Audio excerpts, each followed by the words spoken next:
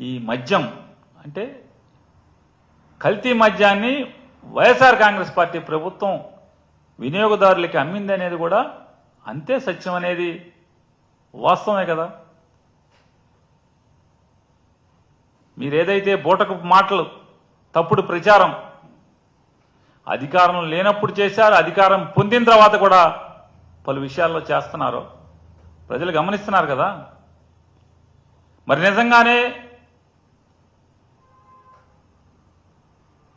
ఆ మద్యం గనక తప్పుడు మద్యం అయితే మీరు దీన్ని ఎలా అమ్మారు? అమ్మిన వాళ్ళందరూ, తాగిన వాళ్ళందరూ బాగానే ఉన్నారు కదా.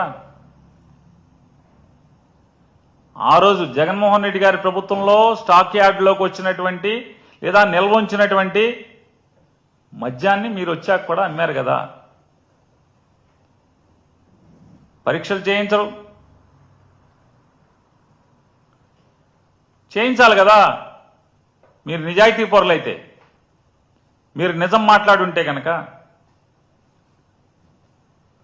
చంద్రబాబు నాయుడు గారు, పవన్ కళ్యాణ్ గారు మీరు ప్రమాణ స్వీకారం కంటే కూడా చేయక ముందే 4వ తారీఖు గెలిచారు.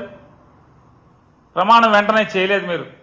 ఒక 8 రోజులు 9 రోజులు కక్షలు, కార్పణ్యాలు, దాడులు, హింసలు ఈ రాష్ట్రంలో ఒడిగట్టడం కోసం ప్రమాణ స్వీకారం చేయకుండా అధికారం అనేది అధికారుల మీద నడుస్తుంది అని చెప్పని చెప్పటం కోసం దాని మాటున ఇళ్లు తగలబెట్టారు, ఆస్తులు ధ్వంసం చేశారు, పంటలు నాశనం చేశారు, దాడులు చేశారు, హత్యాయత్నాలు చేశారు, అనేక సిఐడి విచారణలు ఆదేశించారు.